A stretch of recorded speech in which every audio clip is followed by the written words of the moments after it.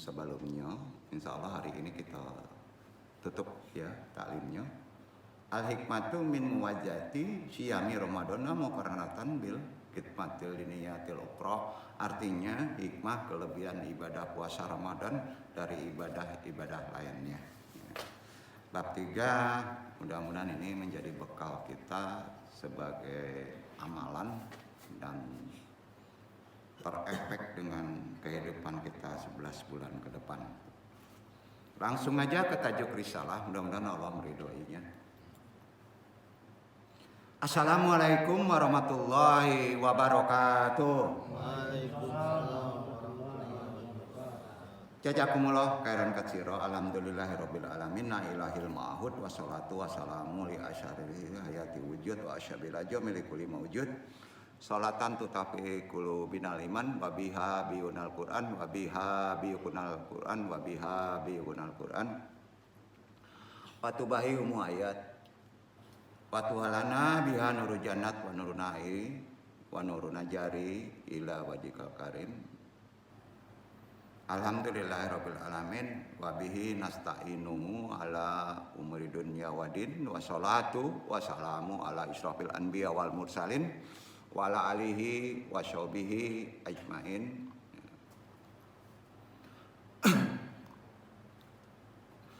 Allahumma sholli wa sallim wa barik ala sayyidina Muhammadin wa ala alihi wa baitihi juriyati ajmain. Kita kirim Al-Fatihah kepada juriyat dan muslimin mukminat yang telah mendului kita.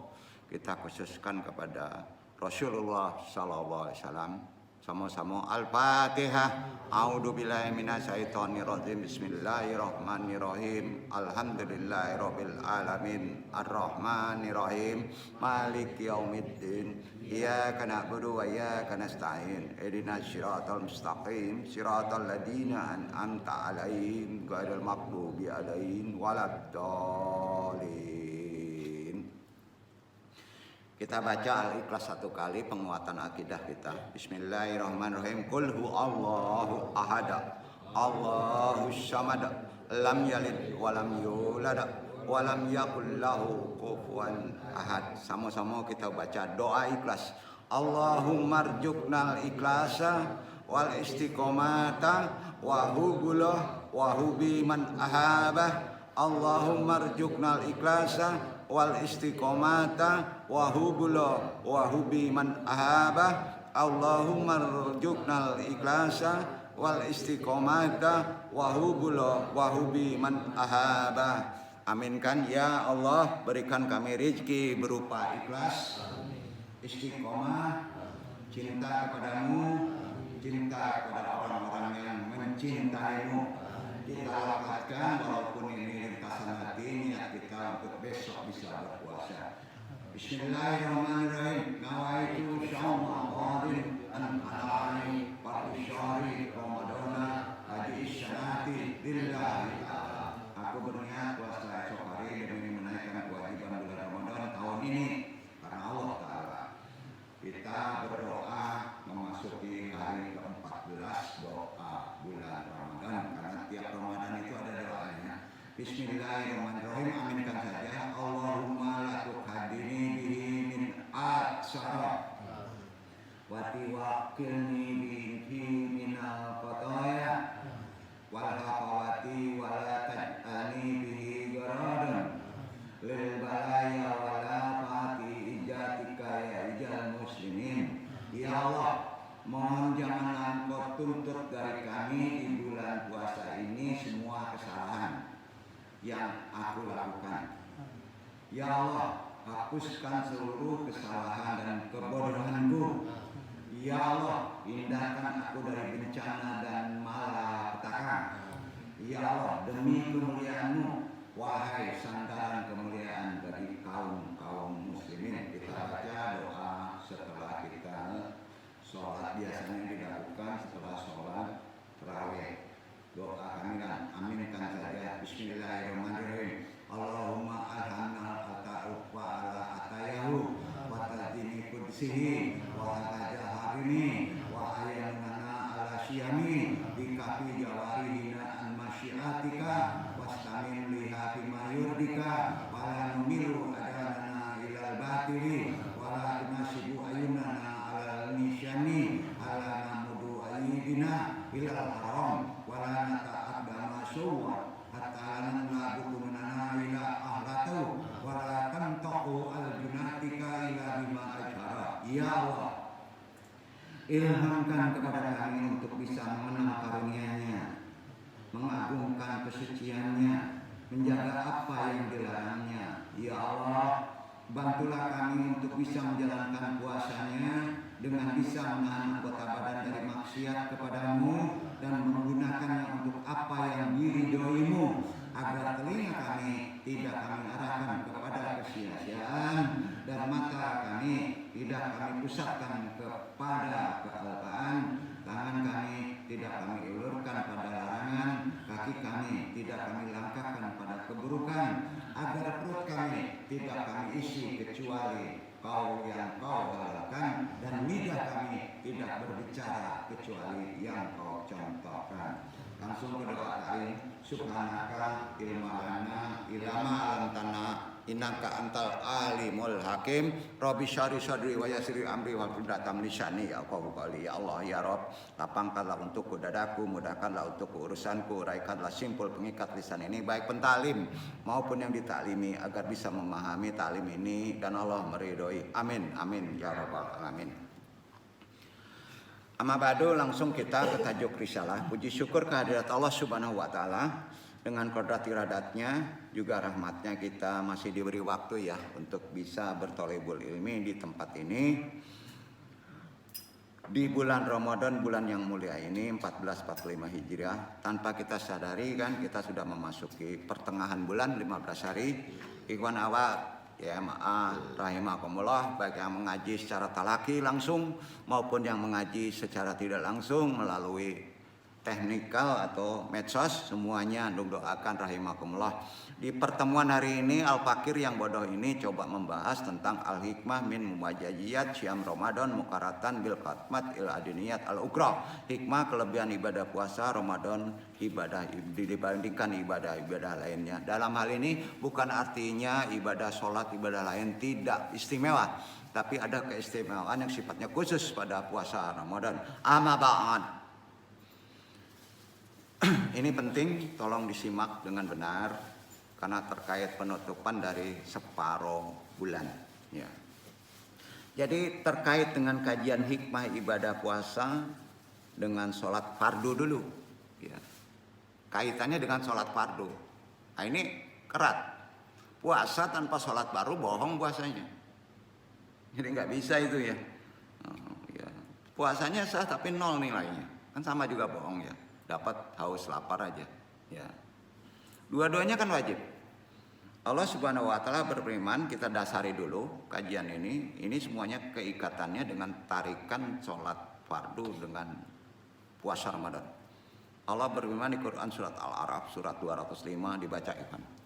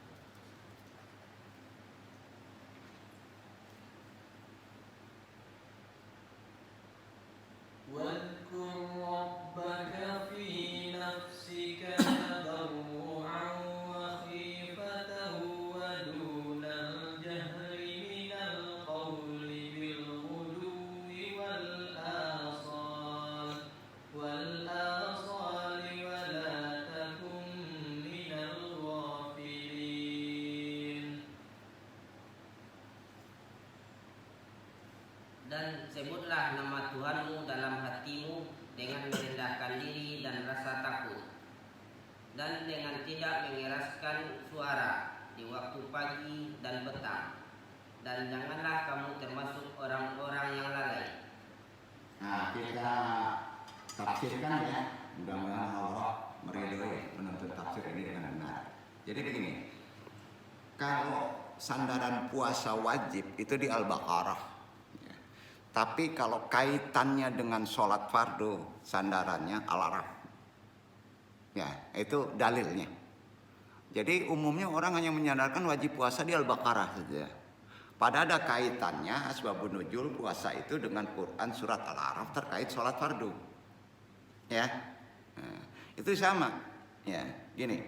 Dan sebutlah nama Rabbmu dalam hatimu dengan merendahkan diri dan rasa takut. Dan dengan tidak mengeraskan suara di waktu pagi dan petang. Ya. Dan janganlah kamu termasuk orang-orang yang lalai. Ini maknanya dalam loh. Ini terkait Ramadan. Ya. Sebutlah nama Rabbmu, nama Tuhan dalam hatimu. Berarti zikirnya kopi kan. Perbanyak itu di Ramadan. Itu puasanya puncaknya tinggi itu. Ya. Dengan rasa rendah, rasa takut kepada Allah. Takwanya naikkan nanti. Takut kepada Allah itu takwa. Ya. Tanpa bersuara. Doimun. Bukan gak boleh ngomong. Jadi puasa doim itu puasa gak ngomong itu ada. Itu puncak tertinggi. Boleh berbicara kalau tidak sia-sia. Intinya kalau kita sudah sampai puncak puasa ke sini, marah batal. Sepakat? Dan itu petunjuk Quran. Ya, itu baru tingkatan kedua. Tingkatan ketiga salah niat juga bisa rusak puasa. Nah, itu sandarannya, ya. Jadi dalam hal ini kita akan lebih tahu gimana sebenarnya hikmah puasa itu. Begitu tinggi, Pak. Ya.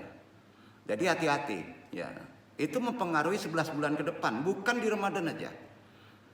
Kadangkala kita hidup bermasalah di 11 bulan ke depan karena pengaruh puasa kita Ramadan. Ibarat oto, casnya ndak full. Pas jalan, tengah jalan drop. Sampai?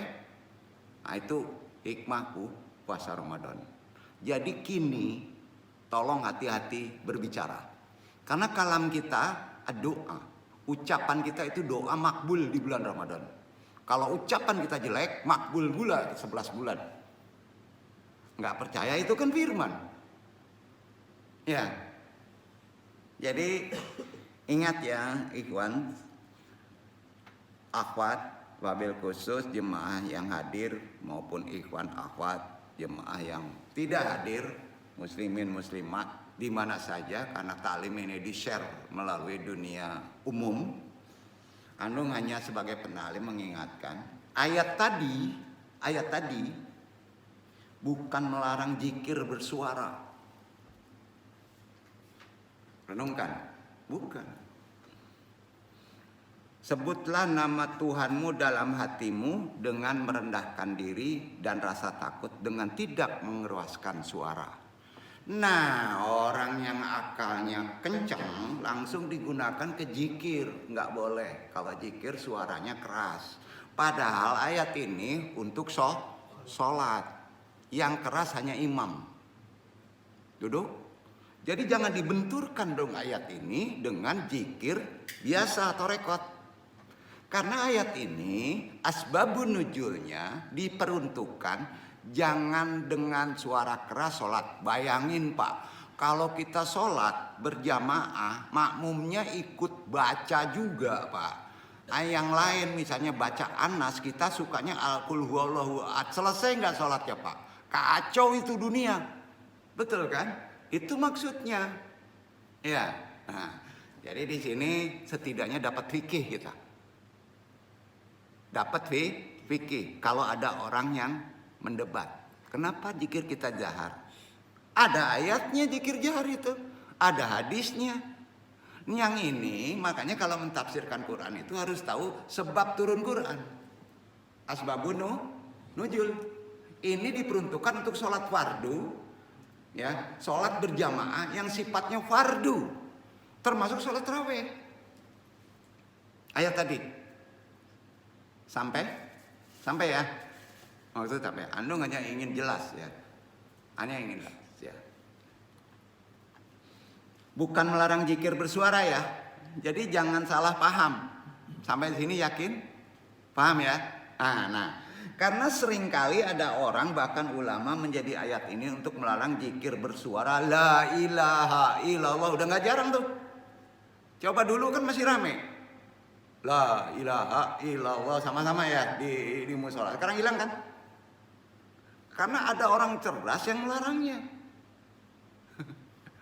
Nah, kalau orang-orang tarekat kekeh aja karena udah ngerti ayatnya, nggak perlu diperdebatkan. Nah, sekarang bulan Ramadan ada nggak zikir tahlil? Kedengeran nggak? Nah, sudah sholat tarawih, sudah sholat subuh, enggak kan? Tertentu aja kan? Nah, disinilah yang agak prihatin. Dalam mentafsirkan Quran, nggak bisa sembarangan melalui hukum kecerdasan akal. Harus melalui ulama yang betul tahu, ngerti hadis, ngerti korelasi Quran. Ya. Jadi bukan dibenturkan melarang zikir bersuara, thayyibah la ilallah. Nggak boleh suara keras-keras kan gitu. Karena Allah nggak budak katanya. Wah, lebih gawat lagi nih. Gitu ya. Nah, sekali lagi ya, Andung ingatkan untuk Ikhwan Awat di sini udah pada tahu ya. Ini bukan melarang zikir bersuara sampai ditentukan wajkur robaka binapsika wifatan wunal jari minal qoa. Ayat ini kan dikhususkan menyuruh sholat fardu untuk tidak bersuara. Kalau dia menjadi makmum, jangan bersuara keras, baik itu membaca Al-Fatihah maupun baca sunat, baca Al-Quran, betul kan? Ya, jadi disinilah pemahaman yang mesti kita luruskan, ikhwan akhwat. Ya, luruskan lagi. Jadi gimana nih? Berani nggak kita merubah? Ya nggak usah berdebat di masjid. Udahlah, kalau kamu nggak mau zikir jahar, sudah sholat Jumat, gua sendiri zikir jahar. Digebugin nanti antum. Gitu ya. Nah, ini repotnya ya. Jadi padahal ada ayatnya. Jadi ini dikhususkan sholat fardu. Nah, ya makanya ada yang sholat. Kalau ada yang sholat, ini sunnah ya. Kita nggak boleh ada suara keras. Misalnya kita sholat, ya. Misalnya ini masjidnya ini masjid Torekot. Ada orang lain masuk sholat itu, kita harus berhenti jahar itu. Ya, hati-hati. Ya. Makanya sebelum zikir jahar dia nengok dulu tuh. Ada yang sholat fardu enggak? Karena harga sholat menghadap Allah lebih tinggi daripada zikir jahar. Ya. Disinilah yang perlu kita renungkan kembali, apakah betul atau tidak ucapan ini. Allahu alam, kita sampaikan ke ikhwan. Karena ada sadaran istidlal dalilnya, jelas kita tidak menjadi hal yang taklid. Kita luruskan kembali. Kita jelaskan lagi gini ya, lebih dalam lagi ya. Ingat Allah dalam redaksi ayat Al-Quran Al-Araf ayat 205 dalam ilmu mutola'ah. Ini khusus untuk sholat. Kalau antum ingin dalaminya, paham itu. Baca sebab nuzul. Ya, itu untuk sholat. Bukan dalam pengertian zikir tarekat. Ya. Nah. Kenapa redaksinya sama? Sebab arti hakikat sholat itu ada yang tahu nggak? Hakikat sholat artinya baik itu sholat fardu, sholat sunat, terawih, sunat muakkad. Terawih itu sunat yang sangat bagus. Ya. Artinya sholat, puasa, zakat, artinya apa? Inti, ingat Allah. Makanya di Quran disebut ingat Allah sholat, zikir ingat Allah, ya, sholat. Jadi sholat sunat maupun terawih, sunat muakkad artinya ingat Allah. Antum puasa itu supaya bisa ingat Allah. Makanya orang dulu kalau puasa itu ngumpet, kalwat, supaya dia kerjanya apa? Ingat Allah aja. Ya, maka dia berkalwat. Ya, jadi kita kan sulit kalwat nih, ngurus anak, ngurus itu. Ya udah, dalam hati walaupun kita berbau dengan orang, hati kita berdetak ingat Allah. Ya, kapan saja di mana saja. Dan ingat Allah itu nggak perlu wudu, karena perkaranya ruhani. Sampai nggak? Tapi jangan ingat Allah waktu kita main gaple, main domino, maksiat ya janganlah. Ya setelah kita enggak itu baru ingat Allah. Kalau antum misalnya main domino buat maksiat itu sulit ingat Allah. Coba deh kalau mau pencoleng, ada nggak pencoleng Bismillahirrahmanirrahim? Nggak ada ya. nggak ada tuh, tertutup tuh, nggak bisa ngomong ingat Allah tuh, ya. Nggak bisa gitu. Jadi gitu Pak. Ya. Jadi udah jelas ingat Allah ya. Kalau sholat nggak ingat Allah, sholatnya bisa rusak. Nah, kalau orang tarekat batal. Makomat kedua itu bisa rusak. Ah, jadi kalau antum banyak sekali puasa nggak ingat Allah, rusak nggak pahalanya? Ya rusak, betul kan? Pasti rusak. Udah besok bawa mobil ingat Allah ketabrak antum. Gitu. Kalau nggak ahli ya, karena dua kata itu ada di jantung, ada di akal beda itu. Tapi jantung itu mengontrol akal loh. Kalau zikir, ini belum bisa, susah. Allah. Makanya pas nyebut Allah naik ke kepala, blank. Dan nggak blank. Karena kuatnya itu, daya ingat itu. Jadi kalau sudah ahli, ingat di jantung itu, Allah. Tapi ini kerja nih, mungkin fokus. Ya, ini perlu latihan. Ya latihannya itu zikir jahar. Ya, la ilaha illallah dengan disuarakan dulu. Ya. Jadi metode itu. Ya. Hati-hati ya, Andung sampaikan karena kita makomatnya sudah berbeda. Dalam puasa Ramadan, dalam sholat, dalam zakat, kalau tidak ingat Allah, diperuntukkan hanya Allah, semuanya bisa sia-sia. Sepakat? Ya, sepakat ya. Jadi kalau sholat tidak ingat Allah, jangan saklek. Karena kita punya makmum ya, yang berbeda pola berpikir. Kata Andung nanti pas kita dakwah, kalau antum nggak ingat Allah, puasanya batal, kacau ini, celaka ini. Ini takutnya gitu kan, gitu yang takut itu kan begitu ya, itu makomat ya, ada derajatnya ya gitu. Jadi ayat ini Allah hanya ingin mengatakan bukan melarang zikir bersuara, tapi menyuruh zikir pakai hati, ya, pakai kolbu, tidak zahar di waktu sholat. Dan ini fikih yang lebih tinggi dari fikih syariat, ya. Atau biasa disebut fikih tasawuf. Jadi hati-hati bisa disebut hukumnya wajib untuk orang sudah sampai ruhani. Ya. Sekarang pertanyaannya, kalau orang tasawuf bisa ngomong gini ya, balik dulu. Ya, gini. Apakah puasa yang disebut puasa Ramadan itu hukumnya wajib atau sunnah? Tergantung. Kewajiban hanya kepada orang yang beriman, nggak dipanggil orang Islam. Jadi orang Muslim nggak wajib. Nah itu kalau ditaruh ke pikiran itu disesatkan dulu. Tapi logikanya benar nggak? Ada nggak? Kuperintahkan puasa wajib kepada Islam, orang Islam enggak ya? Orang beriman ya. Jadi yang wajib itu orang beriman. Nah, jadi antum puasanya masih latihan. Ya, masih latihan. Jadi iman itu menandakan diri itu berat. Yang antum takutkan boro-boro tangan, boro-boro iman kacau. Ayo kan itu. Kasihan banget gitu. Jadi itulah dunia untuk menjelaskan itu gunanya taklim ya. Menanamkan iman itu tidak dengan membaca bro, bukan kepintaran bro. Mungkin tinggi kepintaran kita, iman kita bisa rusak loh, diganggu sama akal. Allah maha goib, Allah maha johir, taruh di akal. Bingung nggak? Kalau maha terlihat, johir kan, kelihatan. Kalau maha goib, jelas. Tapi di situ maha johir juga kan.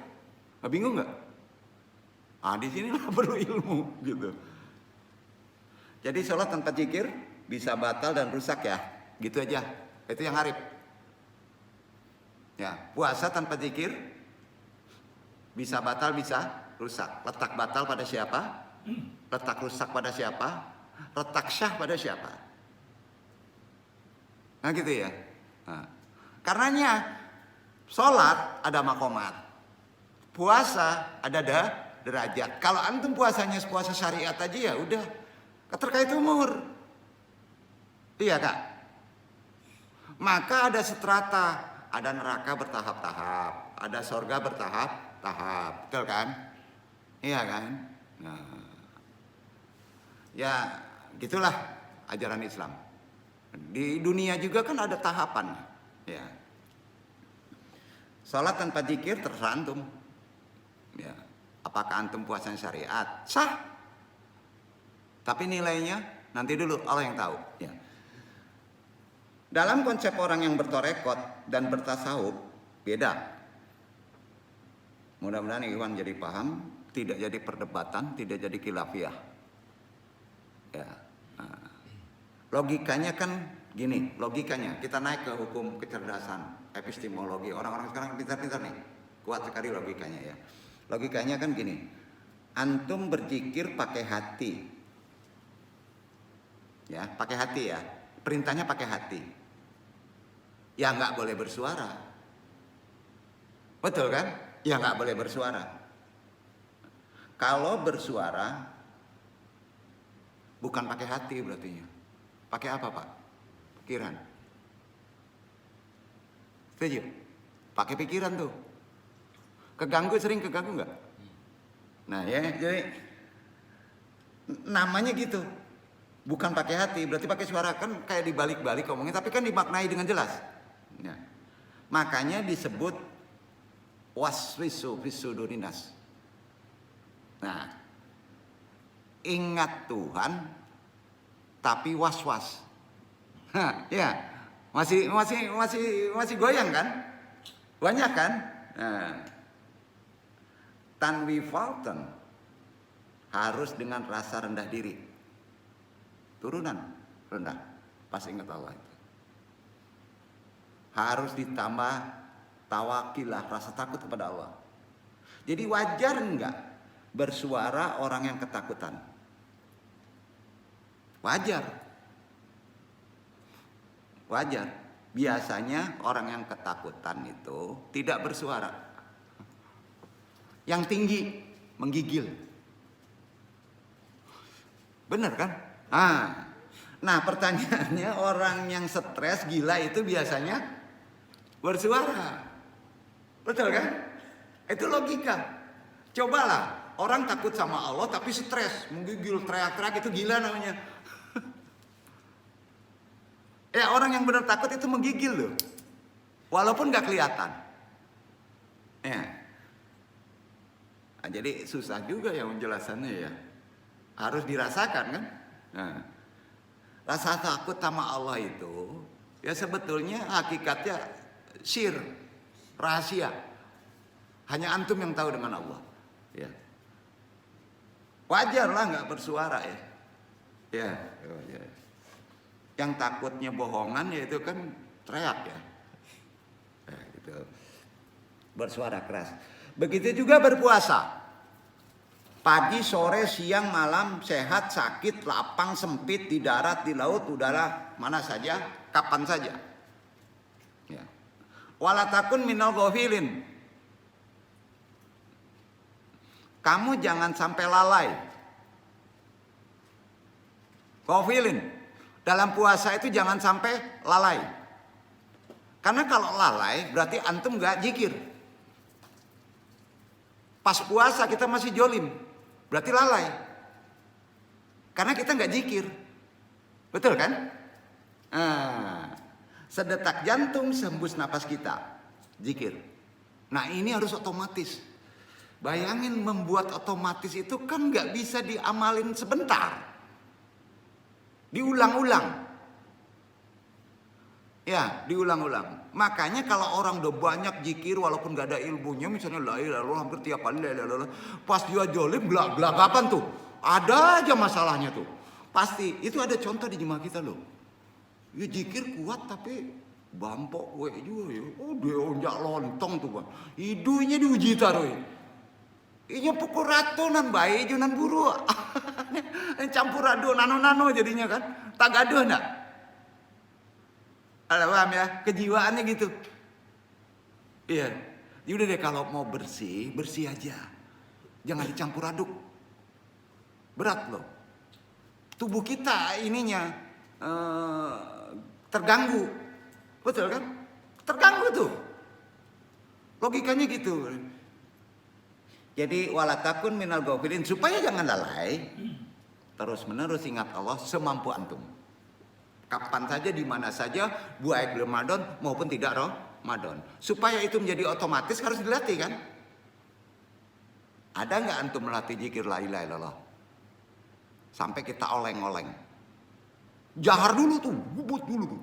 Supaya bisa otomatis waktu kita berkegiatan. Paham ya? Ibarat mobil jangan manual aja dong. Udah saatnya otomatis. Tuh. Ya. Zamannya udah otomatis ya. Ya kalau zikirnya udah kuat tuh la ilaha illallah, pas bawa mobil otomatis gampang aja dia. Pasti itu. Gitu. Ya. Allah ingatkan jangan lalai, jangan lengah sedikit. Itu Quran. Puasa gitu. Perbanyak ingat Allah. Sebab lengah sedikit resikonya apa? Natural setan diikat, tapi nafsu masuk. Lalai nafsu masuk. Nafsu ditunggangi korin. Makanya bulan Ramadan ada yang bulan yang cingkah. Dia kurang ingat Allah. Dia. Ya benar banyak tuh. Hawa nafsu masuk.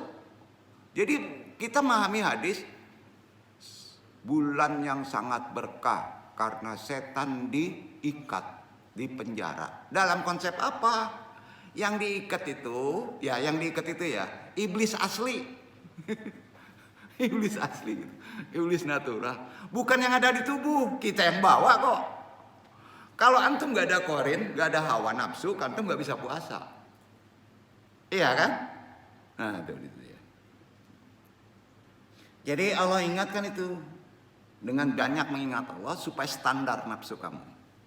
Ya. Iwan akhwat wabil khusus, Yemandom, Yema'a, dimanapun berada, arti dari sholatul wusta.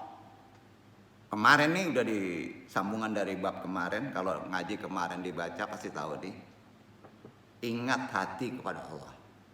Artinya kan itu, sholatul wusta, ingat hati kepada Allah. Pertengahan, kalau syariat menyebutnya asyar. Ya, lebih dalam mana maknanya? Ya, menyambung kajian kemarin ya. Jadi sholatul wusta, di mana saja, kapan saja, ya itu ingat Allah. Itu maksudnya. Di mana saja, kapan saja, selalu ingat Allah. Kalau disandarkan kepada asar, ingat Allah di asar aja. Aku mana nih larinya nih? Kan susah tuh. Ya. Itu yang kedua sebenarnya. Yang ketiga gini ya.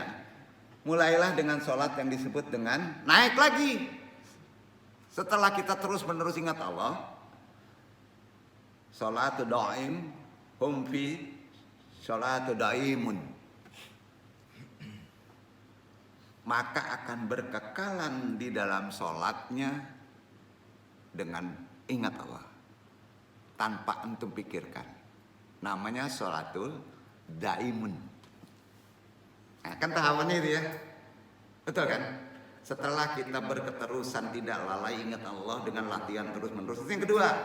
Yang ketiganya udah lepas. Maka akan otomatis sendiri berkekalan Allah mengingatkan kita. Di mana saja, kapan saja. Keren tuh. Mau nggak kayak gitu? Dan itu Quran. Yang duduk belum sampai kok. Ya, Ikhwan Muda udah sampai situ? Oh, mudah-mudahan doain sampai situ. Ikhwan Aris, udah sampai enggak puasa atau sholatul daimun? Sholatul daimun, orang makrifat itu berkekalan dengan Tuhan ada. Kita mengakui Tuhan ada di kolbu, tapi sering lalai. Belum ada berarti. Berarti diingetin terus. Ewan ya. Jadi kan sedikit aja bahasanya ya. Cuman sayangnya ulama tidak menegaskan ke faktor ini. Ya, Salatul daimun itu udah jelas ada di Quran juga. Ya, artinya mereka berkekalan di dalam sholatnya. Pas antum lalai, Allah ngingetin. Enak kan? Nah, pasti orang itu akan baik terus kan? Nah, udah jadi malaikat antum. Sholat yang mana nih ya? Sholat daimun itu. Nah, ini yang namanya orang tasawuf menyebutnya sholatul daim. Kalau di kajian tasawuf namanya sholatul daim. Sholat yang berkekalan ingat Allah. Ya, enggak ada usaha kita mengingat-ingat dulu. Ya, itu sholatul wusta namanya. Yang kita ngeri kan udah tua masih sholatul syariat. Pusing. Aduh, kok tambah berat ngaji mandong. Lah memang gitu kok. Ya, kita koreksi diri kita sendiri, termasuk yang duduk kena ngajarin koreksi lah. Ya. Sholat dulu deh, itu terkait dengan puasa. Puasa kita sampai di mana? Puasa tertinggi adalah berniat salah aja udah rusak. Ya, betul kan? Berkata tidak baik saja sia-sia sudah rusak. Tapi secara syariat fikih marah sah saja. Kan gitu ya? Enggak sholat bisa sah aja, tapi nilainya 0. Enak gak? Kata Nabi, banyak yang berpuasa hanya mendapatkan lapar dan haus saja. Capek Pak ya. Makanya Nabi itu ada sandaran hadisnya ya. Pas seorang sahabat perempuan memaki-maki budaknya, maka Nabi menyediakan makanan. Makan kamu. Saya sedang puasa wahai Rasulullah. Masa puasa kamu marah-marah, kata Nabi. Berarti Nabi sudah menunjukkan fikihnya marah batal. Sepakat? Udah batal. Nabi ini diain makanan kok. Itu udah nungkaji. Ya. Hadisnya sahih. Nah, introspeksi kita. Di sini ngajinya sudah sampai salah niat aja rusak. Betul kan? Ya. Jadi sholatul daim itu apa sih? Artinya sholat yang berkekalan terus menerus. Maka antum tidak sholat secara yang disebut secara waktu. Ya, waktunya sudah disamakan dengan waktu wajib sholat. Disamakan nilainya. Itu yang disebut kapan saja, di mana saja antum sudah dianggap sholat fardu. Berarti derajatnya sudah sama dengan malaikat. Walaupun antum sedang nyupir, antum dianggap sudah sholat fardu. Itu disebut sholat yang berkekalan. Sholat daim. Ada di Quran tuh. Enak kan? Nah, jadi tidak terkait dengan rukuk sujud. Ya. Kalau sudah dinilai sama Allah, diingatkan Allah. Itu ada kaitannya di puasa. Ya. Metodenya dong. Beda-beda untuk sampai sholatul daim. Karena ini kaji hidup makrifat. Ada 3 model dalam sholatul daim. Tunjukin aja ya. Kalau sholat secara syariat, metodenya sudah kita pahami. Secara syariat. Pertama, sesuai dengan waktu. Tepat waktu. Jangan sampai asar sholat zuhur, sholat asar. Ya, itu udah salah ya. Itu syariat loh. Itu syariat loh. Syariat aja berat. Kapan waktu zuhur, kapan waktu asar, kapan waktu maghrib, kapan waktu isya, waktu subuh. Yang keduanya, sholat syariat itu. Ada cara berdiri, rukuk, iktidal, sujud, dan sebagainya. Artinya, sholat syariat ya, itu harus memenuhi 13 rukun. Berapa? Nah, tanpa ngerti ini bisa bahaya nih. Kita harus tahu. Ada 13 rukun. Hukumnya wajib. Sholat fardu ya. Anu tidak berbicara sholat sunat. Ya. Ini bukan ini. Kalau antum sholat duha, capek, diri, duduk aja lah. Sah. Sah. Namanya juga sunat. Tarawih. Ya lama bener nih, aduh capek, duduk. Sah. Yang fardu itu sholat fardu, ada diri. Sempurnakan diri kamu sejajar bahu. Hati-hati. Ini kan aneh, sholat fardu langsung duduk. Asam urat katanya, manja banget. Gimana itu? Sementara jalan bisa ke masjid, banyak. Ya ujungnya gimana? Ya gempor lah. Benar gak? Udah tahan, sempurnakan. Itu obat. Udah, Anda minta ya, kalau berhadap Allah, dikasih sakit, tahan. Ikuti 13 asnaf, rukunnya 13. Apa aja sih 13? Rukun 13 itu dalam sholat fardu mulai tegak berdiri betul. Tuntutannya ditahu. Sempurna dulu, jangan tegang, lemeskan aja. Tegak berdiri betul, lurus. Ya. Jangan terburu-buru dulu. Iya kan? Itu wajib hukumnya. Itu hanya di fardu. Paham sampai ini? Itu pertama. Nah, setelah itu tegak, terus pas naik Allahu Akbar bersamaan niat. Bersamaan nih niat. Niat untuk kita pahami supaya keterima diulang-ulang dengan bacaan usolli fardhu secara banyaknya rakaat kan? Itu anak-anak sebetulnya. Sebetulnya niat itu lintasan hati. Kita sudah tahu bahwa sholat itu asarnya pasti 4 rakaat kan cepat tuh. Jadi Allahu Akbar sampai sini udah sejalan niat. Dan niat itu mengikuti sampai salam. Tahu nggak? Kita sedang sholat subuh 2 rakaat. Usolli fardhu maghribi salasa raka'ataini mustaqbilal qiblati adaan lillahi ta'ala. Dirinya belum siap nih. Salah asnaf, nggak beradab. Dia bersamaan dengan takbir. Itu hadisnya. Beresin ya. Kalau kemarin salah nggak apa-apa, karena belum tahu. Ya, beresin. Nih ya. Udah itu apa? Takbiratul ihram berbarengan dengan sholat. Udah 3. Udah 3 itu. Tapi isi niat berbarengan dengan takbir sampai turun ke ya. Kemudian baca Al-Fatihah. Ruku, i'tidal, sujud, tasyahud, sholawat. Rukun tuh. Baru salam. Semuanya ada 13 tuh.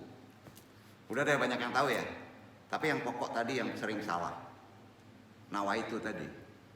Jadi kalau orang tidak mengucapkan usolli nggak masalah kalau udah tahu itu sholatnya subuh 4 rakaat. Ingat Allah karena lintasan hati cepat tuh. Lintasan hati itu cepat set.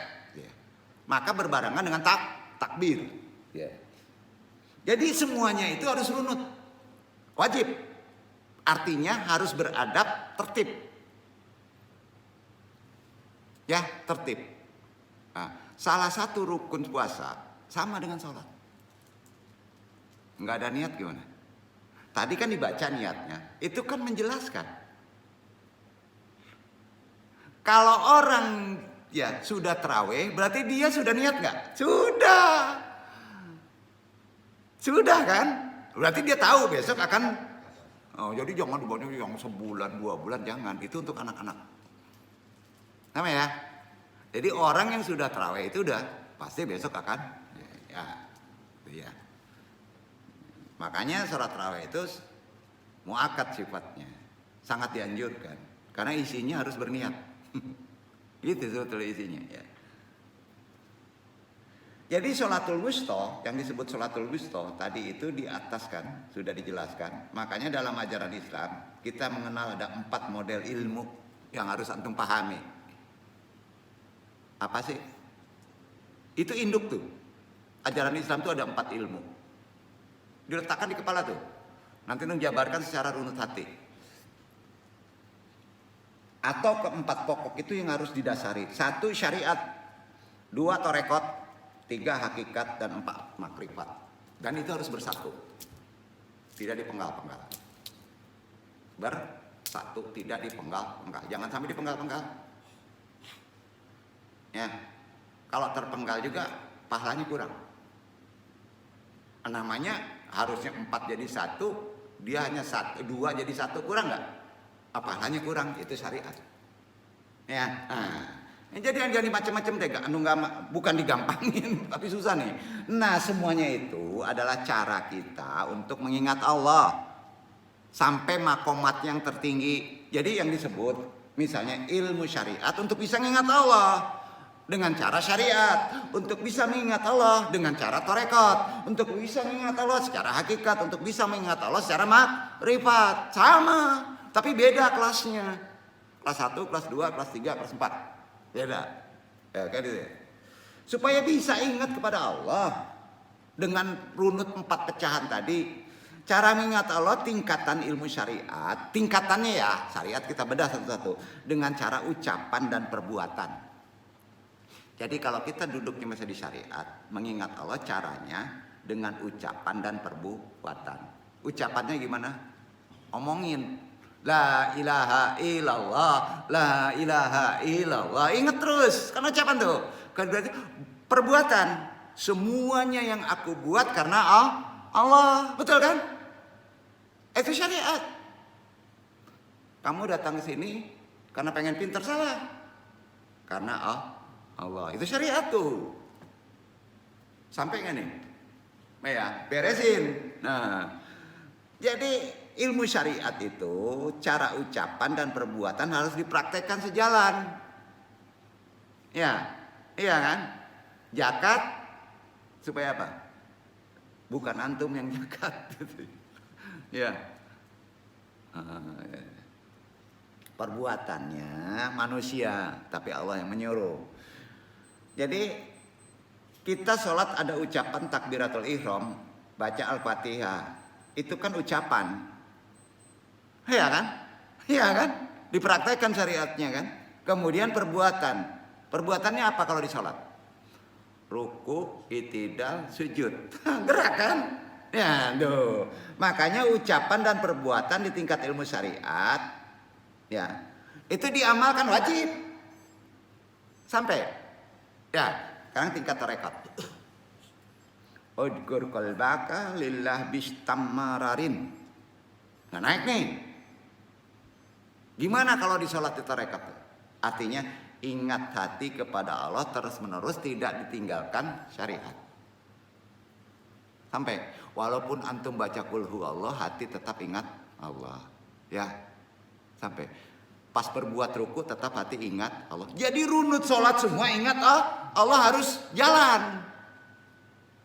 Makanya yang disebut tadi, pertanyaannya, kalau antum sholat nggak ingat Allah bisa batal. Itu udah tarekat tuh. Ya, bisa batal. Terus nerus. Udkur qalbaka listamirin, jadi sholatul wusta. Berkata rusan. Nah, ya. Sedangkan tingkat ilmu hakikat, pahami dulu. Puasa begitu juga loh. Sama, ya. Alat yang digunakan raso. Kalau sholat hakikat, alat yang dipakai jauh rasa. Jangan dirasa-rasain. Aduh, ada mertua dirasakan supaya khusyuk. Cakep, nggak khusyuk tuh, nggak ikhlas tuh sholatnya, diadamin tuh. Jadi jangan dikusuk-kusuin. Itu hakikat tuh. Alat yang digunakan rasa. Kalau tarekat tadi ingat hati. Ingetin aja hati. Ya, di hati Allah gitu ya. Kalau hakikat rasa, naikkan rasa. Rasa itu sekujur tubuh loh. Benar nggak? Indrawinya di sekujur tubuh loh. Mata cuma di depan, telinga di samping kalau ada suara. Rasa di lidah kalau ada barang. Tapi rasa hakiki di belakang digituin aja kerasa. Walaupun nggak ngelihat, betul kan? Jadi rasa itu indrawinya banyak, tinggi, maka bisa mencapai Allah. Ini yang berat nih. di hakikat ini. Jadi hakikat ini alat digunakan rasa, ya. Kalau di tarekat ingat hati, kalau hakikat rasa itu ujungnya nanti naik ke makrifat. Makrifat itu susah. Di rasa tadi ujungnya kenal Allah. Naik ke makrifat. Itu yang disebut wama wajulullah. Wajullaha. Artinya gini. Kembaran sifat Allah nempel. Kemarin kajinya behit. Jadi jangan disebut sholat makrifat itu gimana? Susah. Mentoknya kita bisa merasakan Allah ada pada sholat ihsan. Maka makrifat nempel. Tahu nggak? Allah mengenalkan diri gitu. Ya. Di dasarnya adalah Ar-Rahman Ar-Rahim. Maka antum pas berpraktek nggak akan buat jolim. Sayang aja sama orang. Digaplok antum sayang aja nggak enak. Yang nggak enak siapa? Iblis. Sialan gitu nih. Kok ngalah terus nih orang? Kabur tuh iblis tuh. Benar tuh. Ah itu udah tinggi deh makrifatnya. Ya. Tuama wajullallaha. Kembaran sifat Allah nempel. Behit ya. Behit Allah. Dalam sifatun. Tinggi banget nih. Pusing nih. Ya pusing sendirilah. Udah ada penerangin kok kemarin. Enggak pusing kan? Enggak ya. Jadi metode zikir itu ada 4. Ingat Allah itu metodenya ada 4. Ya ada 4. Zikir tingkat ilmu syariat. Dengan cara ucapan dan perbuatan. Contohnya ada di sholat. Ya, betul kan? Maka di sini baca Quran, zikir, sholat, zakat, puasa, haji. Itu metode zikir pertama syariat. Oh. Afdolul zikir annahu la ilaha illallah. Itu induknya. Kebawa tuh semuanya. Maka zakat ingat ada ucapan la ilaha illallah. Zakat fitrah ada ucapan la ilaha illallah. Salat ada la ilaha illallah. Ada. Haji ada la ilaha illallah. Masuk tuh. Itu yang disebut tadi afdolul zikir annahu la ilaha illallah. Artinya zikir yang paling afdol adalah la ilaha illallah. Masa nggak mau dilafadzkan? Dihilangkan kan aneh. Itu hadis sahih. Iya, subhanallah, la ilaha illallah. Ya betul itu. La ilaha illallah dulu kuatkan, baru kita bisa mensucikan Allah. Sampai. Nah, artinya zikir yang paling afdol adalah kata Nabi sahih la ilaha illallah dulu. Jahar lu. Baru boleh menyebut Allah di kolbu, enggak jahar. Karena itu sholat.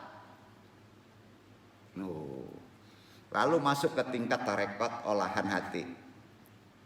Naik tuh. Tarekat itu olahan hati. Mengolah hati. Jadi belajar tarekat itu sebenarnya belajar zikir. Ya, bukan belajar ilmu betot. Kemana nih? Jadi belajar tarekat itu adalah mengolah hati supaya bisa ingat Allah. Kalau sholat itu harus ingat Allah. Makanya zikir itu supaya bisa sholat. Betul kan? Ulang tuh. Jadi gimana mau langsung sholat nggak ikut belajar zikir tarekat? Susah kan? Susah nggak? Pas Allahu Akbar ingat anak sakit. Ingat duit kurang. Kacau. Ayo. Ya belajar. Ahli mobil itu kan harus belajar juga kan? Nah, nih. Jadi olahan hati itu diolah dulu, dibelajari dulu tarekat. Yang itu sebenarnya belajar zikir. Belajar zikir itu belajar mengolah hati. Makanya nih, ya, tahu Agim? Agim tahu ya? Itu kan pilar ya, bukan pilar, top ya, populer ya. Bilangnya apa? Tarekat. Manajemen kalbu. Kenapa sih? Itu kan sama tarekat. Kan gini, karena orang zaman sekarang tuh alergi menyebut tarekat. Jangan belajar tarekat gilo. Diolah tuh sama Agim. Maaf ya Pak Agim gitu ya. Sebenarnya itu kan tarekat karena dia juga belajar di Abanom. Gimana nih? Ya supaya lebih modern, lebih keren. Manajemen kolbu, dimanage kolbu. Sebenarnya kan tarekat. Jujur, mau jujur. Itu kan tarekat. Ya kalau antum masih belajar tarekat, belajar juga manajemen kolbu ya bingung kan dong. Bingung nggak? Ya di sini kan langsung dipraktekin, bukan diteoriin. Ya. Maaf ya, Ustadz kita Agim. Ini kan di share pasti tahu dia. Ini kan meluruskan ya, bukan ini betul keren ya. Jadi dia menyesuaikan, ulama itu jago ya. Kalau ulama itu ikhlas ya. Ya supaya jangan alergi bahasa torekot karena banyak orang ngomong kalau belajar torekot kajiannya tinggi, kok bisa gilo. Oh banyak loh orang karena doktrin itu ya. Anak muda sekarang kan banyak tuh. Tapi dia belajar manajemen kolbu tarekot. Ya. Tarekot itu gila. Bisa kamu nanti. Jadi supaya nggak mudah orang menerimanya, udahlah. Nggak usah sebut-sebut tarekot lagi. Roba aja lah ya supaya keren. Manajemen kolbu. Clear. Ya, clear. Hebat kan? Kita puji itu. Ya. Ya itu ajaran tarekot. Yaitu gimana supaya hati ini enggak iri, enggak dengki, makanya di-manage. Gampang ya? Di-manage. Supaya bersih hati itu. Karena yang namanya zikir itu dalam konteks secara torekot agak makomat ke bawah atau manajemen kolbu itu likuli wasilatul qalbi zikrullah. Hati terus menerus ingat Allah supaya hati itu tidak jolim. Itu memenet, kan itu ya. Hakikatnya kalbu nggak bisa dimenet, harus dibersihkan. Itu aja dulu ya. Jadi membersihkan udah tahu. Dzikrul jahar, la ilaha illallah. Udah, gitu aja. Nanti bersih sendiri. Ya. Segala sesuatu kan ada alat pembersihnya. Nah, ini dicontoh lagi ulama keren kedua. Almarhum Ustadz siapa? Segala sesuatu ada pembersih. Pembersih hati adalah zikrullah. Siapa itu? Ustadz yang meninggal kemarin istrinya banyak tuh. Arifin Ilham. Itu poinnya. Tarekot. Segala sesuatu ada pembersihnya. Pembersih hati adalah zikir Allah. Kan itu ya. Kalau Agim nggak usah deh. Karena kantum bisa gila kalau jauh tarekat kita robah manajemen kolbu. Itu juga. Iya gitu ya. Jadi kalau ada orang nggak senang sama zikir, kalau dalam konteks Ustadz Arifin Ilham, andung sebut. Dia nggak nyebut nih almarhum, mudah-mudahan Allah meridhoi dan di surganya. Kita doakan kan. Nah, dia menjabarkan tarekot. Ya.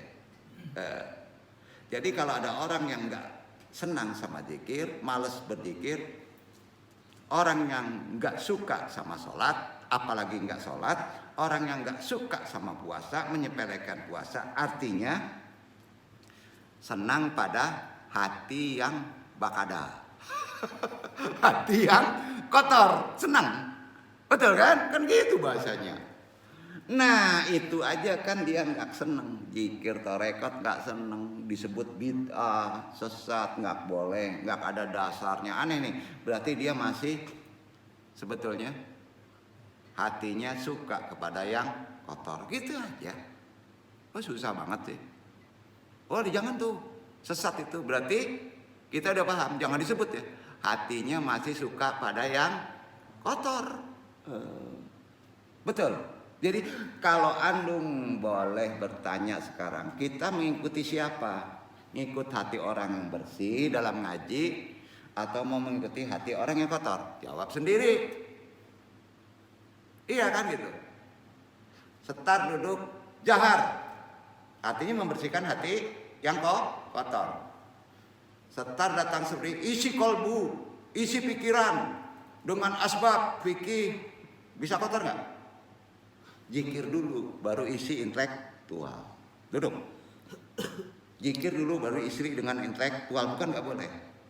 Maka dijamin intelektual kita tidak kotor. Puasa juga begitu. Ya jadi gampang kita menilainya.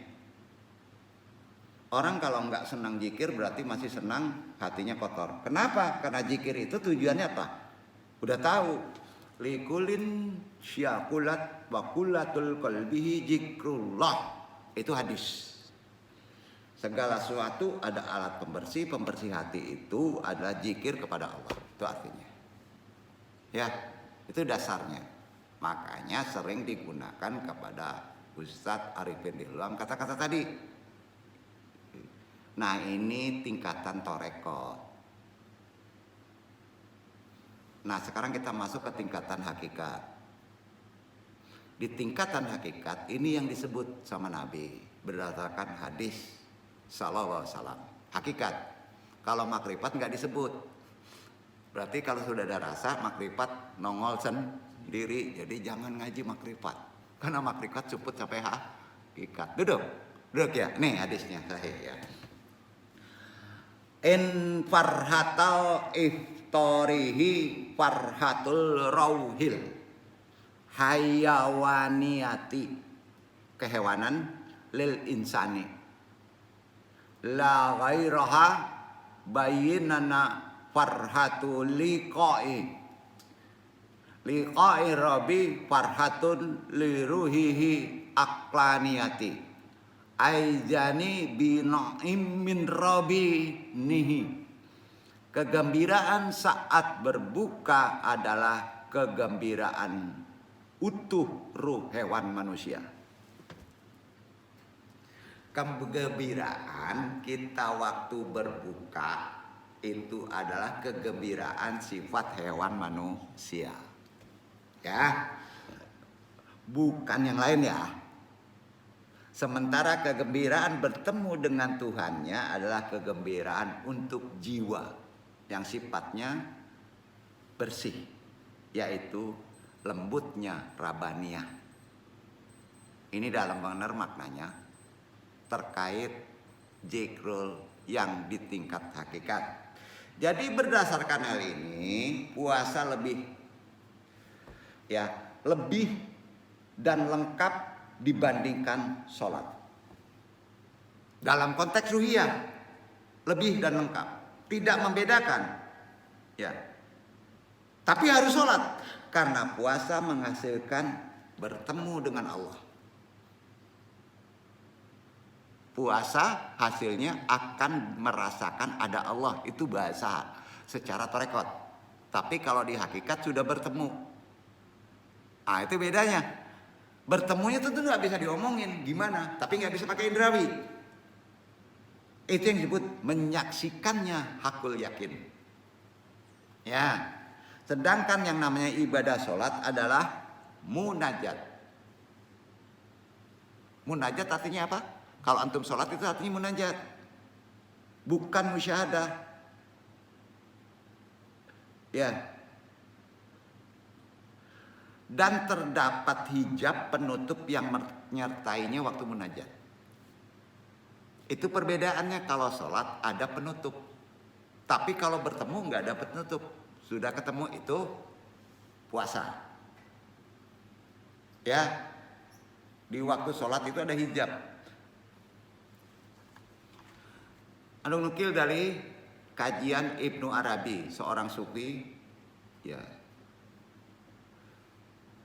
mengucapkannya, sholat itu munajat. Munajat itu bercakap dengan Allah saja. Ya, ngomong dengan Allah saja, bermohon.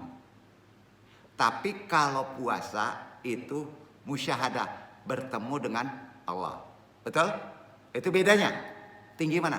Bertemu dengan ngomong. Sekarang ngomong bisa nggak ketemu? Enggak. Teman antum di Jawa bisa ngomong enggak? Bisa kan? Zaman sekarang bisa ngomong, zaman dulu bisa ngomong walaupun memerlukan waktu. Zaman sekarang di WC aja bisa ngomong kok.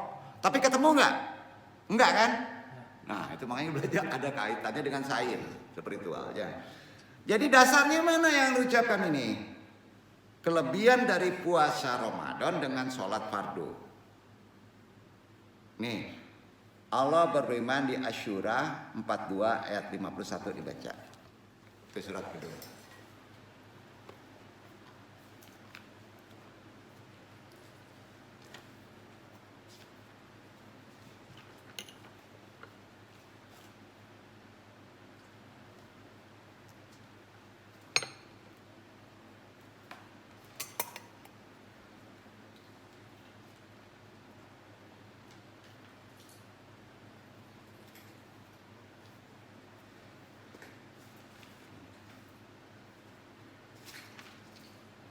Pemakanlah وما كان لبشر أن يكلمه الله إلا وحيا أو من وراء حجاب أو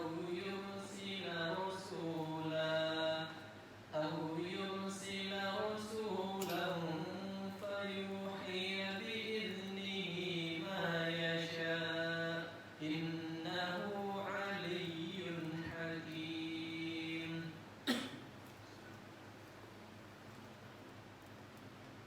Dan tidak ada bagi seorang manusia pun bahwa Allah berkata-kata dengan dia kecuali dengan perantaraan wahyu atau di belakang tabir, atau dengan mengutus seorang utusan malaikat lalu diwahyukan kepadanya dengan seizinnya apa yang dia kehendaki. Sesungguhnya dia maha tinggi lagi maha bijaksana. jelasin ini perhatiannya. Sholat nih, ayat ini untuk sholat. Karena sholat itu munajat. Munajat itu berkata-kata. Tidak mungkin bagi seorang manusia, kalau boleh, ini hanya menegaskan artinya ya, tambah sedikit. Tidak mungkin bagi seorang manusia yang sedang sholat untuk diajak bicara langsung oleh Allah. Kedengaran nggak Allah ngomong? Nggak ya?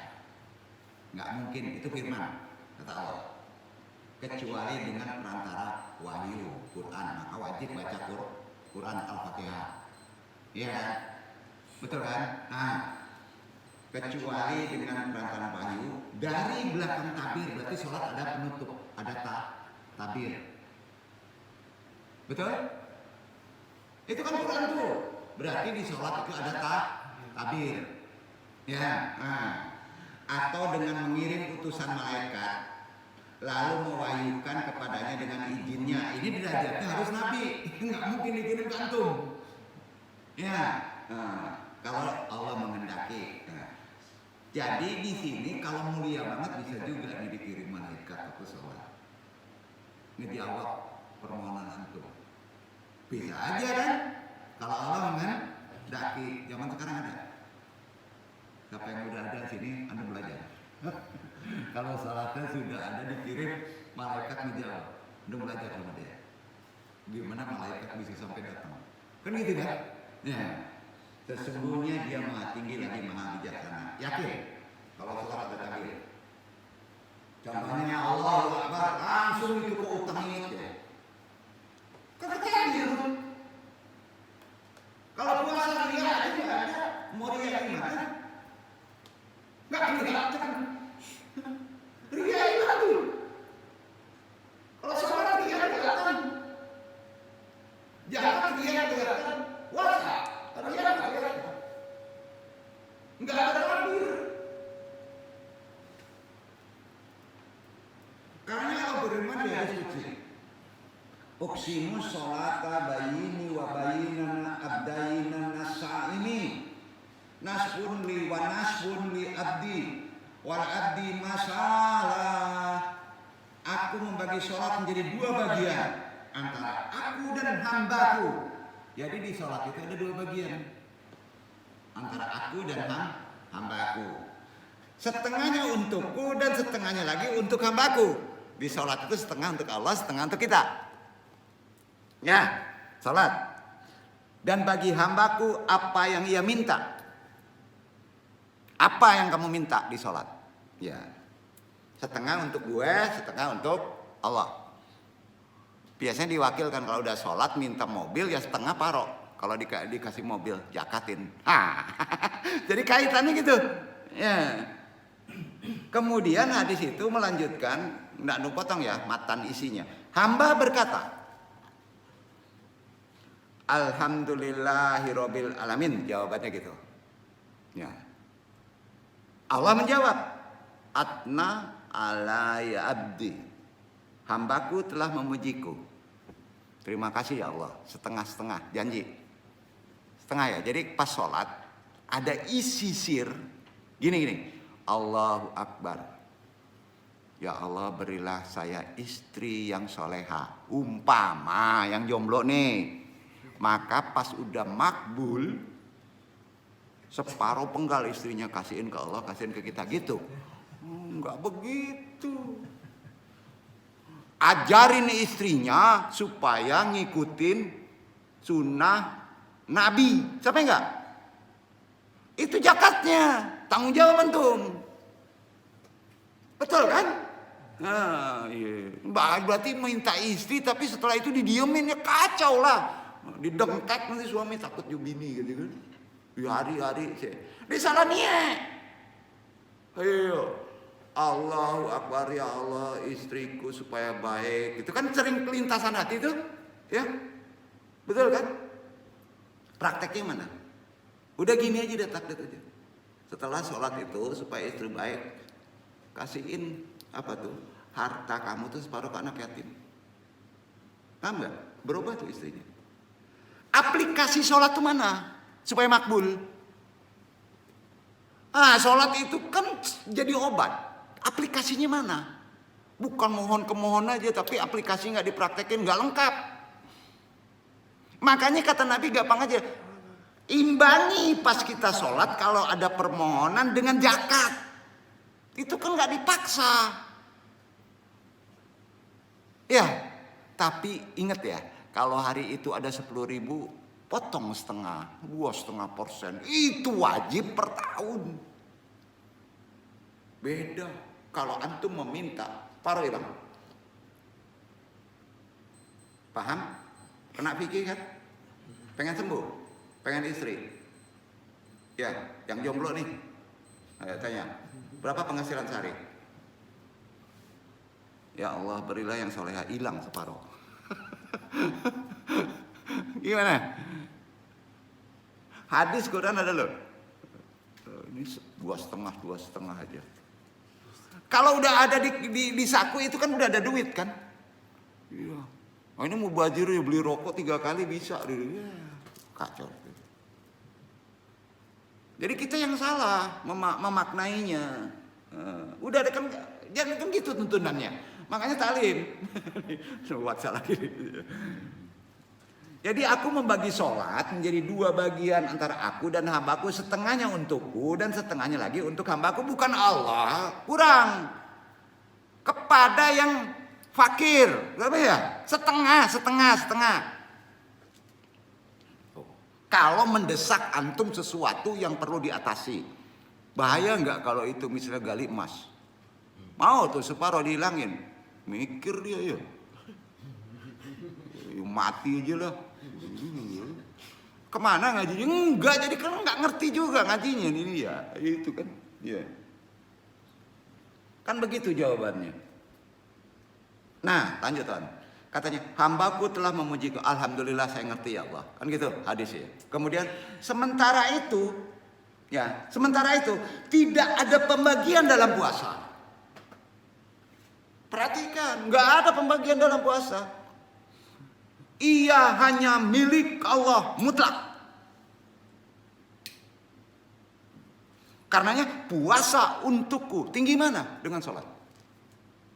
Ini bukan memperbandingkan, maknai itu sebabnya kalau puasanya nggak benar, maka ke belakang itu sholatnya juga nggak benar.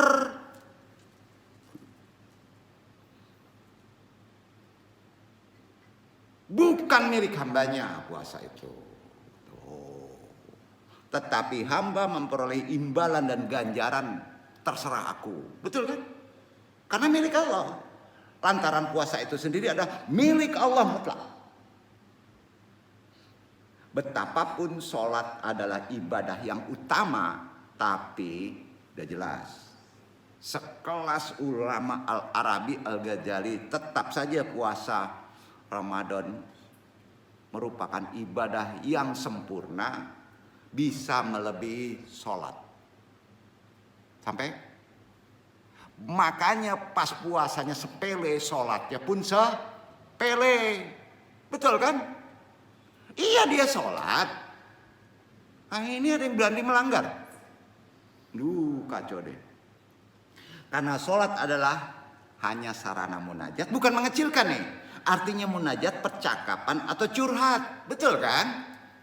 Contoh, kalau antum terdengek, piti sholatnya rajin nggak? Curhat kan? Ya, ini curhat ke PB. Curhat di sholat. Betul kan? Tapi ikhlas dong, pahami. Ya, pas waktunya Ramadan beresin supaya sholat kita beres. Ya, ini yang berapa gelintir aja yang datang nih.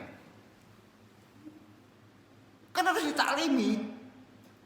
Betul kan? Kok marah-marah dong, sabar. Ana saum. Enggak. Anda sering ngomong kayak gini kan terkait dengan pemahaman yang harus benar-benar paham. Jangan begitu-gitu aja deh sholat. Jangan begitu-gitu aja deh puasa. Karena ada pengaruh di sholat. Manusia dengan Allah itu harus paham dengan makrifatnya. Sedangkan puasa merupakan bukan munajat. Apa? Musyahadah. Bertemu, hadir bersama Allah, bukan menyatu. Allah, hamba-hamba. Kalau menyatu, Allah dipanggal gitu. Betul kan? Bertemu Allah, hadir Allah, pasti ada. Salah satu kebahagiaan tertinggi waktu berpuasa ada 2. Kebahagiaan di hewan waktu berbuka. Betul kan? Tubuh kita kan hewani.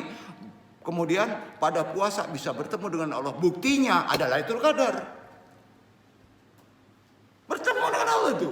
Bukan Lailatul Qadar diincar. Gimana pohon kelapa nunduk? Itu anak TK. Gimana nih? Nggak, maaf ya, Anda ngomong kayak gini kan jelas ya. Ya kan? Ini kan nggak kita di sini nih, kemana-mana ini ngaji loh.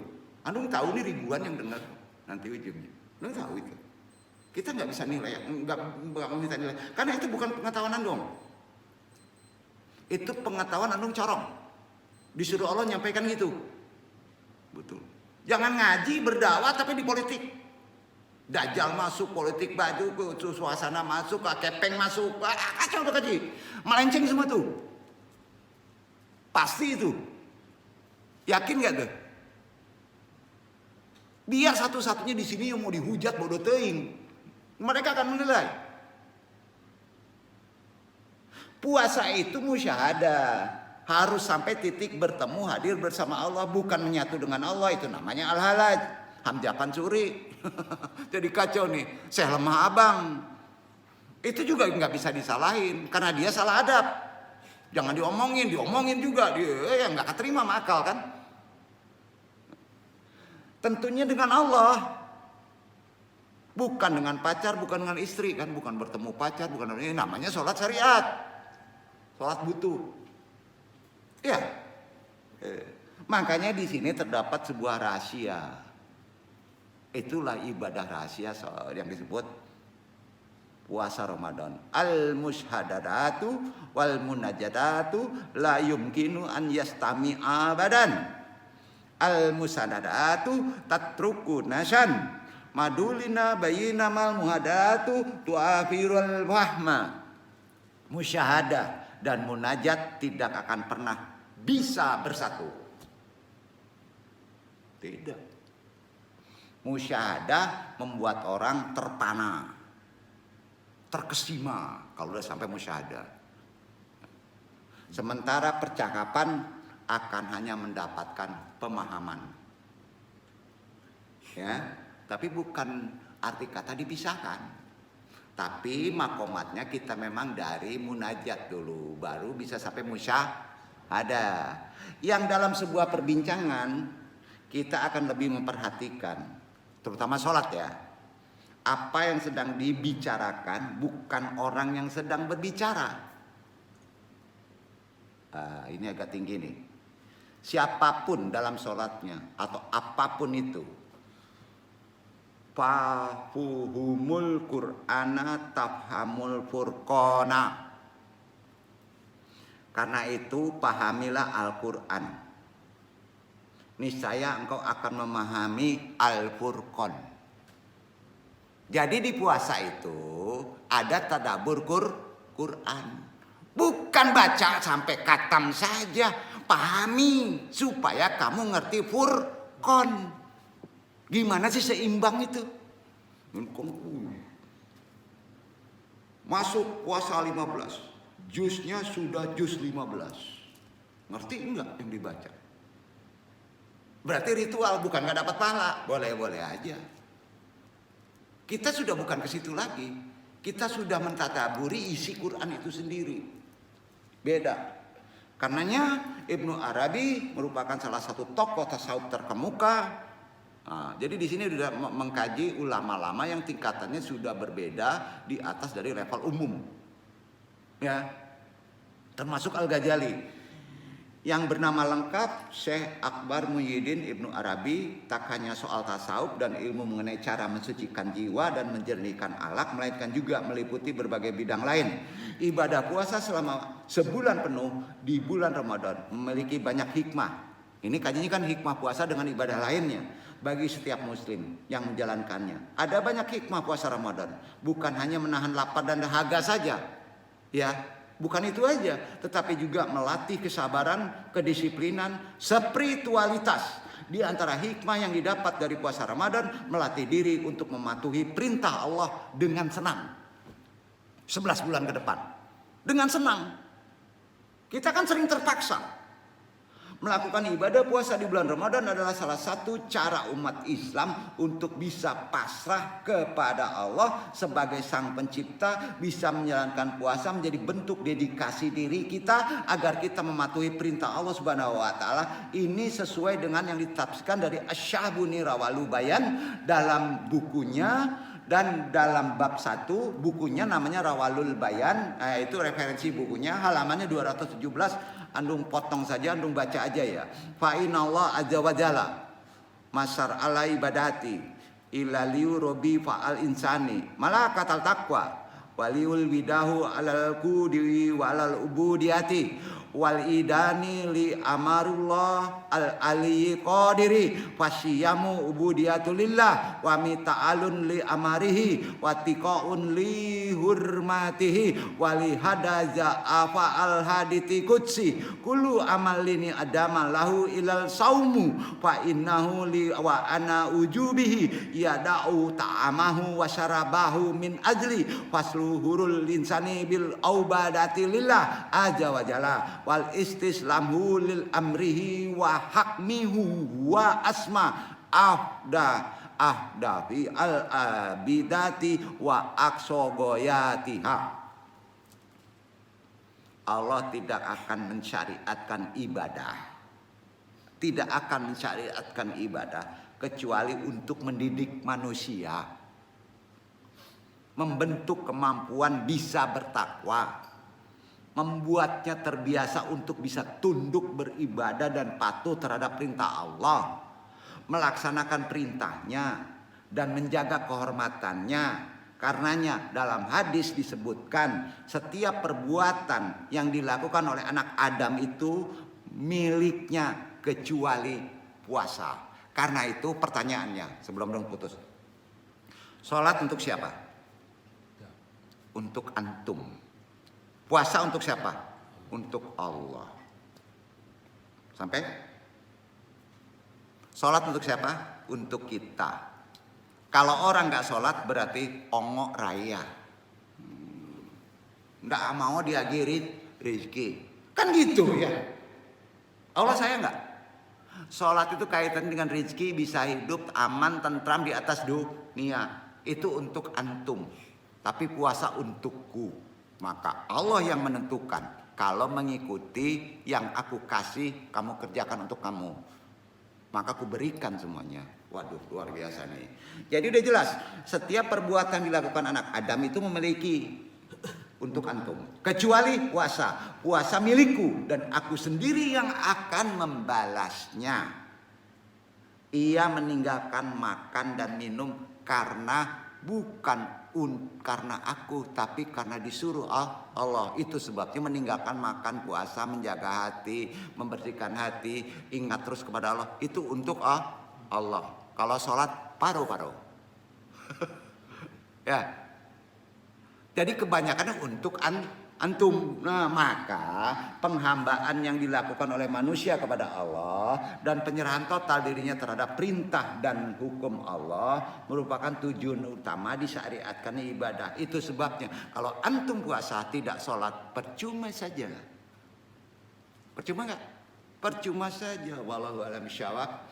Kita tutup di bab hikmah dari puasa dengan ibadah-ibadah lainnya. Ternyata krusial sekali menyangkut ibadah-ibadah lainnya kalau puasa Ramadan kita di sembarangan saja.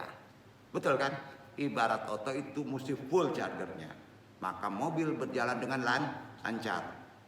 Wassalamualaikum warahmatullahi wabarakatuh.